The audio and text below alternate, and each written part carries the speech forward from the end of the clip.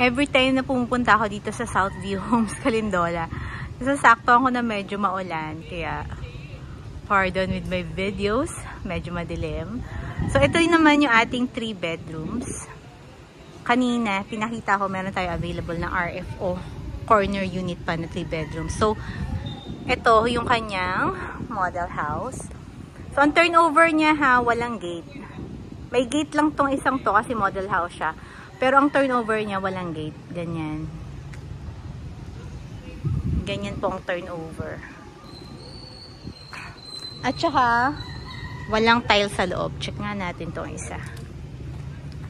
Ay, eto. Nabili na to eh. So, tingin ko, napalagyan na siya ng may-ari ng tiles. May tiles na eh. So, check natin yung model unit.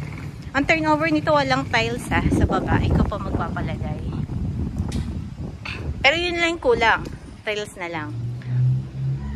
So, medyo malaki pa yung iyong space dito. Actually, yung iba, nag-extend sila dito. Kasi nga, malaki pa. Hindi ko ipapakita yung bahay sa kabila kasi may nagmamayari nun. Pero during tripping, tuturo ko sa inyo kung paano nila inaayos yung mga bahay nila. So, this is 3 bedrooms.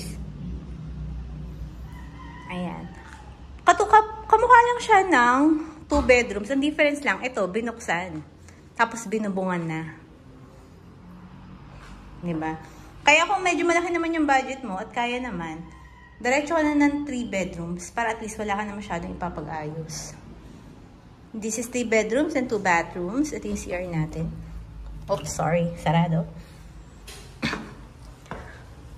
Through bank financing siya, may option ka to pay the down payment ng 10%, 15%, or 20%. Depende sa budget mo.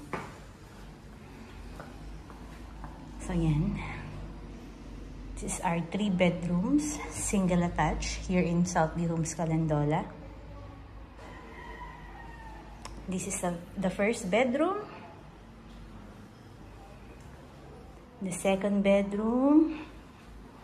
At ito ang ating master bedroom. Pwede pa din dyan mag built-in cabinet na malaki para hindi sayang sa space. Ito yung CR sa taas. San Pedro ang pinakamalapit na Laguna City sa Metro Manila. Kaya kasi di ba Metro Manila, medyo mahal na yung mga bahay doon. Actually, sa Las Piñas nga, townhouse namin, almost 8M na. Inner unit townhouse pa yon. Yung budget mo doon for a townhouse, di ba? Tumawid ka lang ng konti ng Laguna. Total, malapit lang naman sa SLEX. Single attached na. Super bilis lang. Actually, yung aminin natin to sa mga taga Metro Manila. Nasanay lang kayo sa traffic. Pero sa totoo lang, mas mabilis ang biyahe through Skyway and SLEX. So if you have questions, message me.